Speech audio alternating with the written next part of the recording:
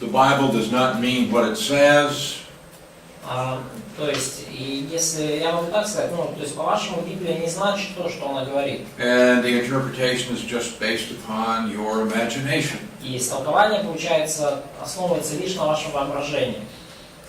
If they say this, Если yes, and люди так говорят, да, there's not much you can do. то вы уже не так уж много можете сделать. Well, I prefer to believe that the Bible means what it says. Можете сказать, ну, я предпочитаю все-таки верить, что Библия значит именно то, что в ней написано. Recognizing that in the Bible there are figures of speech, Осознавая, что в Библии есть, конечно же, образные выражения, but that these are always based upon real things. но они всегда основаны на какой-то реальности.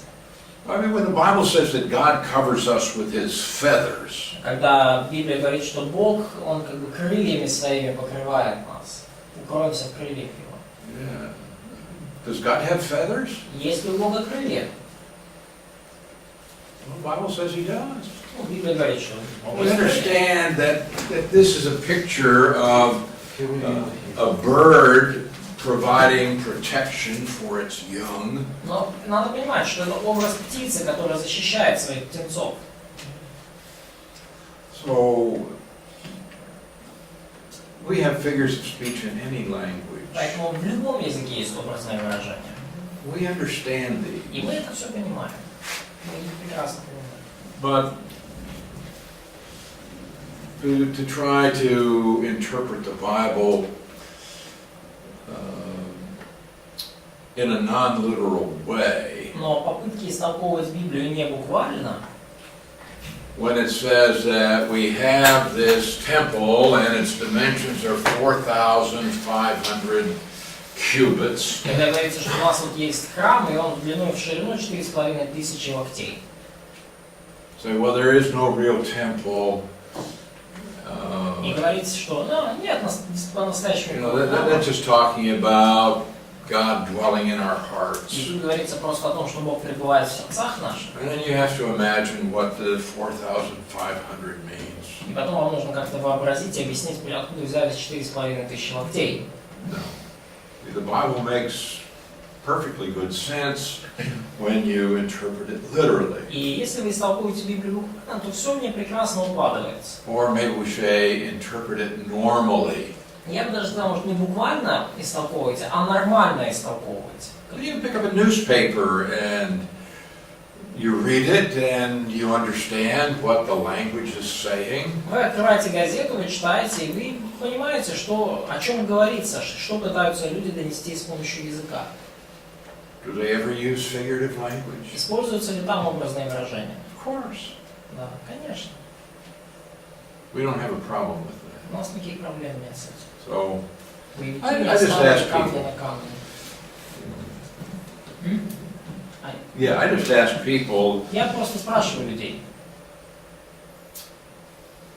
if their interpretation is just based upon imagination, если их истолкование основано лишь на воображении, or what seems reasonable to them because they don't believe what it says. на том, что им кажется разумным, поскольку они не верят, что там вот именно так написано. Daniel sometimes is called the apocalypse of the Old Testament. Итак, книгу Даниила порой называют откровением Ветхого Завета. Ну, как книга Откровения Ветхого Завета. Daniel is just an amazing book because of the prophecies found in it. И книга Даниила на самом деле потрясающая книга из-за пророчеств, которые мы там находим. But the point of the book is that kingdoms come and kingdoms go, but God will establish His people forever. Но идея книги в том, что царства приходят, царства уходят, а Бог установит, Бог утвердит свой народ навеки. There have been great world-ruling powers in the past. В прошлом были великие мировые державы, They're gone. и они ушли, они со сцены исторически. God's people are still here. А Божий народ все еще здесь. Now we see in this book of Daniel, И в этой книге Даниила we have a young Jewish boy who has been taken captive to Babylon. мы видим молодого еврейского парня, которого взяли в плен в Вавилон. And in fact, he's going to be educated in Babylon. И он получит вавилонское образование. And he has a marvelous career. И он построит просто потрясающую карьеру. But he is a godly man. Но он при этом благочестивый человек. And God blesses him, God uses him. И Бог благословляет его, и Бог использует его. The career of Daniel, it spans some 70 years of the Babylonian captivity. И карьера Даниила вообще покрывает где-то 70 лет Вавилона, царствования Вавилона и вавилонского пленения. Daniel was probably around 16 or so when he was taken to Babylon. Даниилу было примерно 16 лет, когда он был взят в Вавилон. And he and his friends were chosen for government service in Babylon. И он со своими друзьями был выбран для служения в правительстве, в вавилонском правительстве. But God is going to use this for His own purposes. Но Бог использует вот это его политическое положение для своих целей. And God is going to use him to declare God's plan for future empires. И Бог использует его, чтобы провозгласить Божий план для будущих империй. Okay, in this book we have 12 chapters. И в этой книге у нас 12 глав. 9 of these chapters revolve around dreams or visions. И 9 из этих глав, они крутятся вокруг различных снов или видений. We see that God is going to reveal Himself in a very spectacular way in this book. И мы видим, что в этой книге Бог являет себя особым, зрелищным образом. The name Daniel Имя Даниил means God is my judge. буквально означает «Бог мой судья». All right, the outline of empires, Да, книга Даниила «План империй». or the progress of history in the times of the Gentiles. Или развитие истории во времена язычников. Jesus made reference to the times of the Gentiles. Иисус упоминает в Евангелиях времена язычников, такой термин. And He defined this period of time as that time during which Jerusalem is trampled down by Gentiles. И он дает определение вот этому времени язычников как период, когда Иерусалим попираем язычниками. Now this came about first of all in 586 BC. Это вначале началось это все с 586 года до нашей эры. And even until today, Jerusalem has not been entirely under Jewish control. И даже до наших времен Иерусалим так и не оказался полностью под контролем евреев. То есть он все еще попираем язычников. So yes, we have Jews in the land today. They do have a government. Да, конечно, евреи есть, сейчас они живут в своей земле частично, есть у них правительство свое. And yet they are not free to do everything they want in the city. И тем не менее, они не свободны делать в городе все, что они хотят. They can't rebuild their temple. Они не могут восстановить свой храм. Period of time И вот этот период времени is going to continue until the Lord Jesus Christ returns. продолжится вплоть до возвращения Господа Иисуса Христа. So, what we see here is the progress of history in the times of the Gentiles. И что мы видим, что в этой книге показано развитие истории во времена язычников. So he talks about a sequence of Gentile empires. И в этой книге много говорится о последовательности, в какой языческие империи будут сменять друг друга. The Bible presents history as being linear and not cyclical. Библия показывает нам линейный, а не циклический взгляд на историю. So that human history is progressing toward an end, И с библейской точки зрения человеческая история двигается к определенному концу, к which has определенному финалу, been predetermined by God. который был уже предопределен Богом. And I think that perhaps more than in any other book, we can see this in Daniel. И я думаю, что в книге Даниила мы можем видеть это более ярко, чем в любой другой книге Библии. So the author is Daniel. Автор, как нетрудно догадаться, Даниил. Daniel claimed to have written this book. Даниил утверждает, что именно он написал эту книгу. Really, we see that this is autobiographical. И мы видим на протяжении книги, что она очень автобиографична. Starting in chapter 7, he talks about I did this, I did that. Начиная с 7 главы, Даниил говорит, что я сделал то, я сделал это, увидел то, увидел это. Now, Daniel and his three friends were born into noble Judean families. Даниил и трое его друзей, очевидно, родились в таких вельможных, высокопоставленных еврейских семьях. And what happened when Nebuchadnezzar invaded Jerusalem the first time? И что получилось, когда Навуходоносор вторгся в Иерусалим в первый раз? He took the children of nobility into Он captivity, взял в плен детей из знатных семей, believing that the nobility, these are the ones that are going to be setting policy and making decisions in Israel. и он верил, что вот эта знать, вот эти вельможи, они будут каким-то образом задавать тон, задавать политику в Израиле. And if their children were in captivity in Babylon, then these people would make decisions that would be good for their children.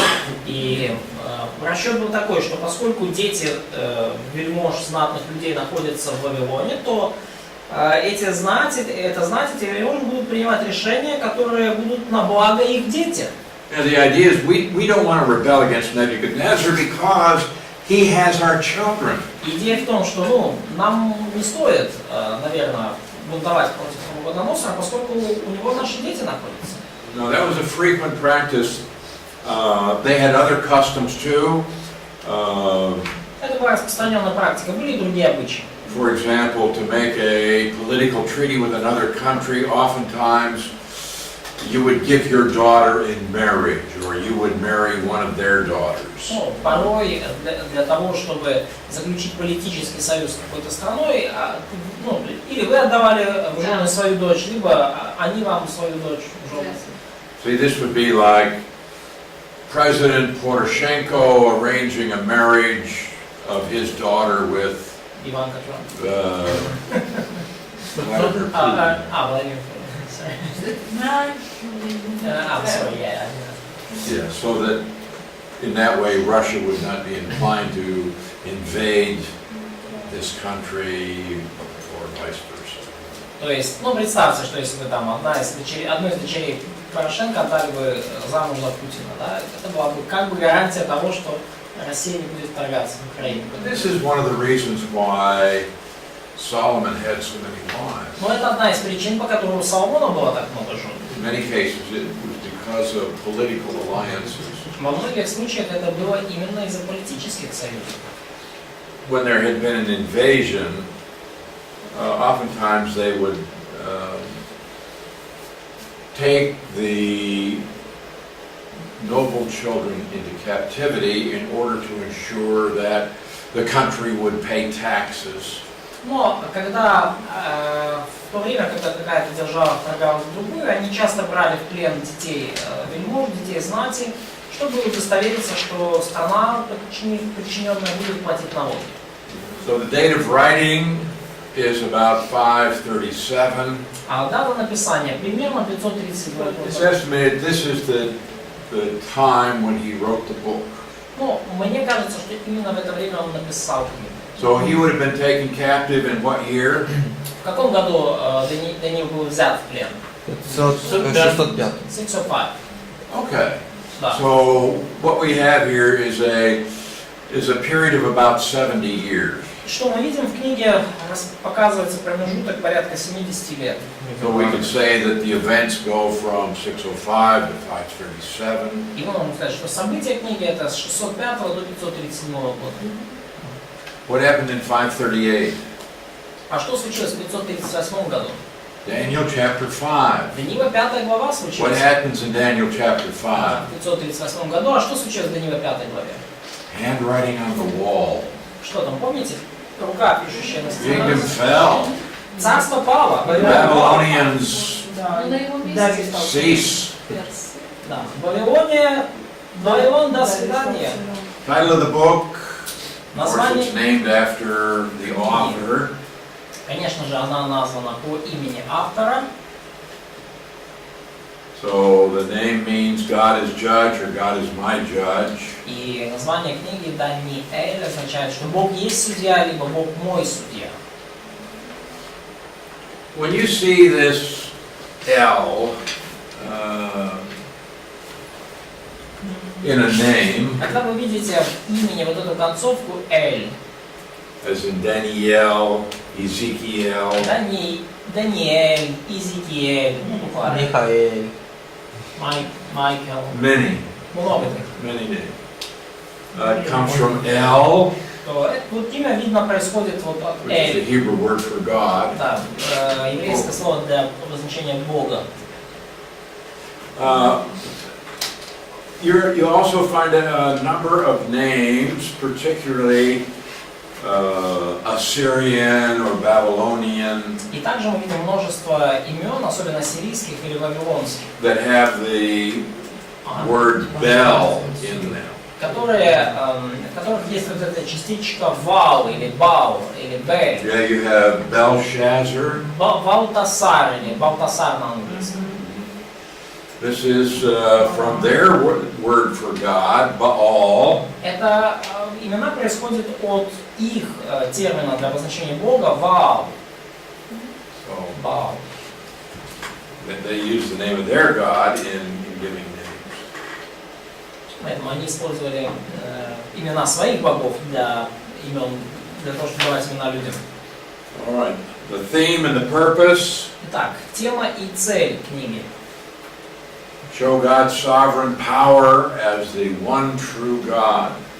Показать всевластие Бога как единственного истинного Бога. God, we'll see, is the one who raises up rulers and brings down rulers. Мы видим, Бог, именно Он возвышает и сокрушает правителей. But regardless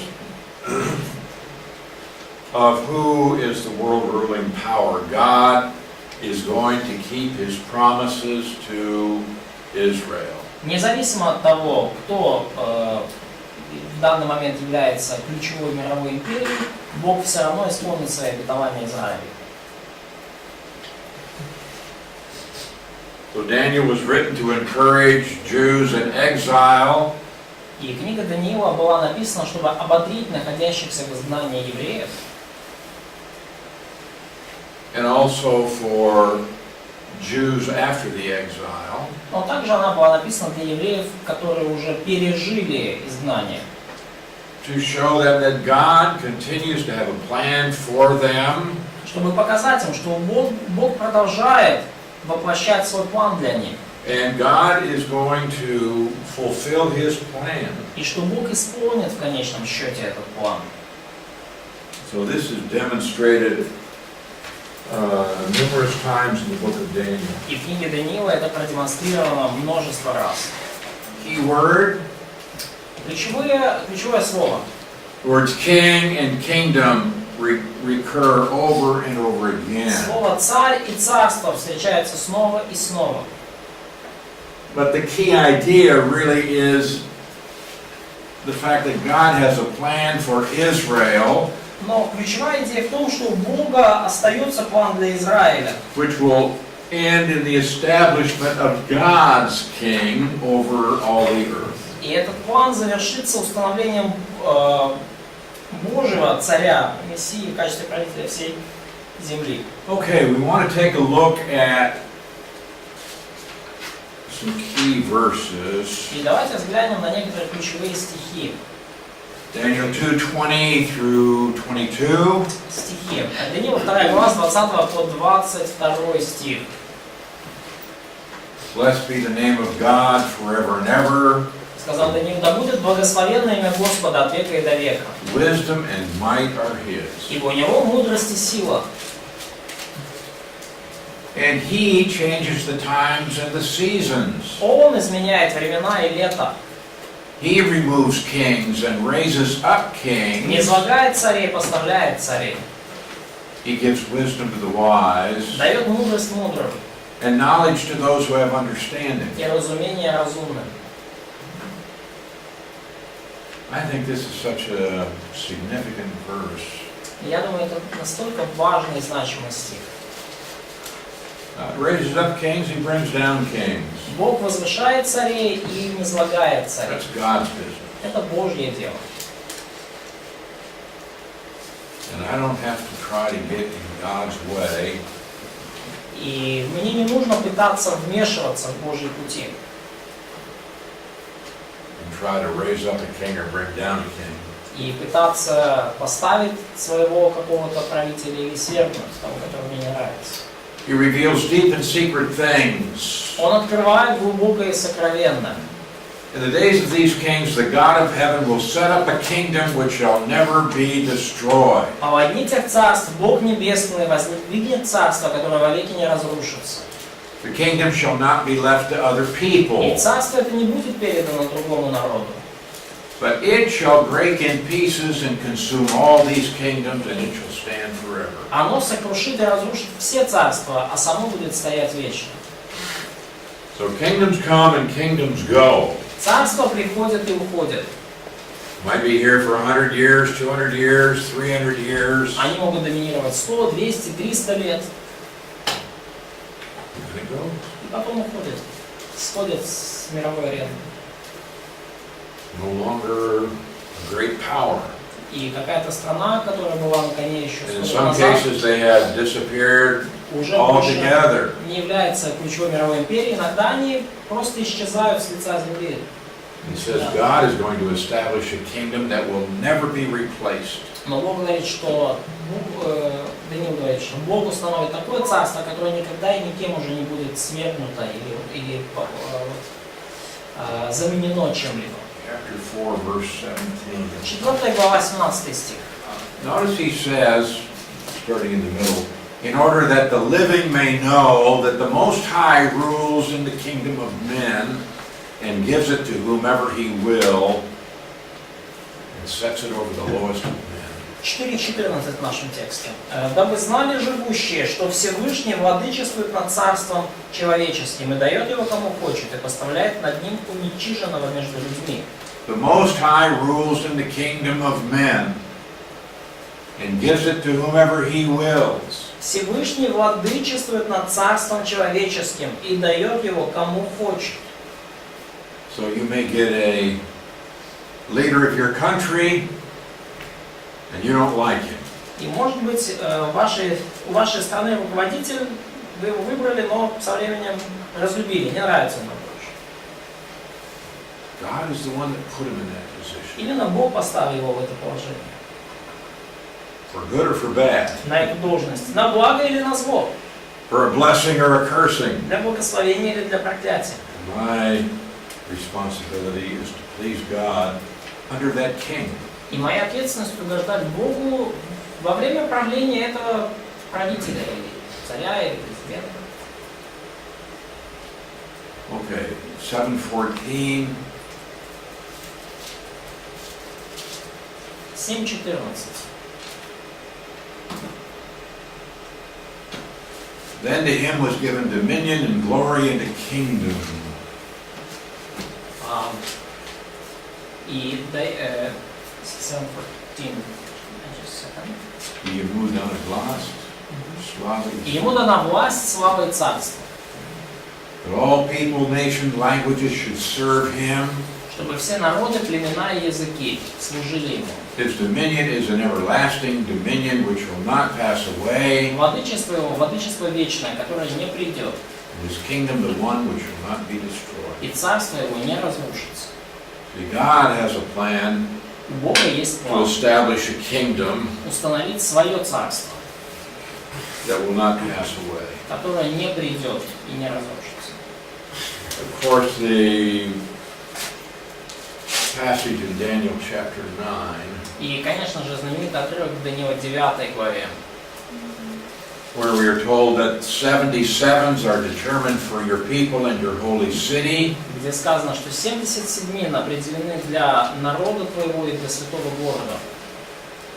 And so we also find in verse 25 И также в 25 стихе мы находим an announcement that after 483 years from the giving of a decree, объявление о том, что через 483 года после издания повеления, декрета, Messiah would be there. Мессия придет.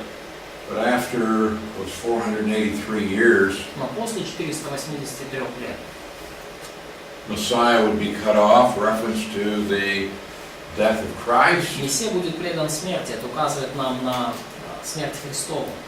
So we'll look at this passage this afternoon. И мы рассмотрим этот отрывок сегодня днем. Key chapters Ключевые главы 2 and 7, 2, 2 и 7. which are parallel. Это параллельные главы. They give prophecies of successive Gentile empires. Там даются пророчества о сменяющих друг друга языческих империях. But then also we have chapter 9, Но также есть 9 глава, which outlines the future history of Israel которая указывает нам Божий будущий план для Израиля and the establishment of Messiah as king over all the earth. и установление Мессии царем над всей землей. The chapters written in Hebrew Те главы, которые написаны на иврите, deal with the Hebrew people. они касаются еврейского народа. Chapters 2 through 7 are talking about Gentiles. Главы со 2 по 7 касаются язычников. So half of the book is written in Aramaic. Поэтому половина книги на арамейском. All right, key people. Ключевые персонажи, личности в книге. Daniel and his 3 friends. И 3 его друга. So you should know the Hebrew names of these friends. Вам нужно знать еврейские имена друзей Даниила. Ananiah, Mishael, and Azariah. Анания, Мисаил и Азария. Then we will also see Nebuchadnezzar, Belshazzar, Также мы видим Навуходоносора, Валтасара, Darius, Дария, Cyrus, Кира, and then Michael, the prince, the Даже angel. Архангела Михаила. Picture of Christ in the book of Daniel. Образ Христа в книге Даниила. Messiah will come, but he will be cut off. Во-первых, это Мессия, который придет, но будет But умерщвлен. also he's pictured as a stone Но также Мессия изображен как великий камень, cut out of the mountain, который отвалился от скалы, but he's cut out without hands. но без участия рук человеческих, He is going to smash the image который сокрушит вот этот истукан, that represents the Gentile empires. который изображает языческие империи. And then that stone grows to become a great mountain that fills the whole earth. И далее сказано, что этот камень, он вырастет в большую гору, которая заполнит весь мир. So Christ is that stone. Поэтому Христос это вот тот самый камень. We see him also represented as the Son of Man. И также мы видим, что он представлен нам как Сын Человеческий в 7 главе. And also it's possible that the vision in chapter 10 И также is возможно, что a Christophany. Ведение в 10 главе это Христофания. То есть явление Христа до его воплощения.